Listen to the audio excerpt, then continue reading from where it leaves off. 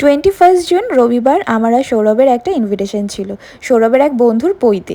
তারপরেও অফিস থেকে ফেরার পর আমরা দুজন মিলে বেরিয়ে পড়লাম। আর এই সপ্তাহে আমাদের পরপর অনেকগুলো ইনভিটেশন ছিল, তার মধ্যে এটা এখন লাস্ট ওয়ান চলছে। তো তারপর ভেন্যুতে পৌঁছানো মাত্রই আমাদেরকে একটা ড্রিঙ্কস আর স্টার্টার সার্ভ করা হলো।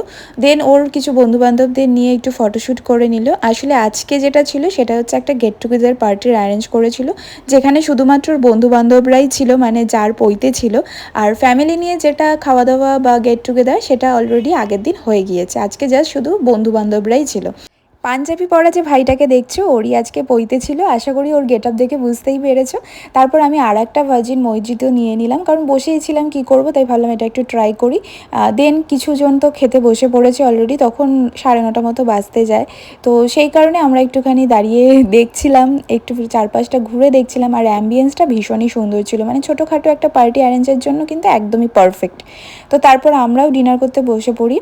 তো মেনুতে ফার্স্টেই ছিল কড়াইশুঁটির কচুরি, ছোলার ডাল, ভাত, সাথে ছিল ছানার কোপ্তা। আর আজকে সব মাছের আইটেমই বেশি ছিল। তারপর একটা ফিশ বাটার ফ্রাই ছিল, ভেজিটেবল চপ ছিল, আর সাথে ছিল ফিশ বাটার ফ্রাই, কাতলা কালিয়া, ভেটকি পাতুরি, আর সবশেষে ছিল চাটনি আর মিষ্টি।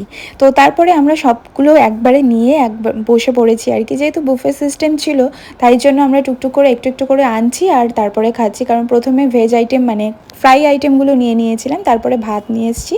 আর তারপরে এই পাতুরিটা কিন্তু আমি এমনি শুধুই ট্রাই করেছিলাম, ভাতের সাথে অতটা খাইনি। আর আমি যেহেতু চাটনি নিইনি, সেটা তোমাদেরকে দেখাতে পারলাম না। সব শেষে খেয়েছিলাম এই সন্দেশটা। তাহলে চলো আজকের মতো এই ভিডিওটা এখানেই এন্ড করলাম। দেখা হবে নতুন আরেকটা ভিডিওতে। তো চলো, টাটা।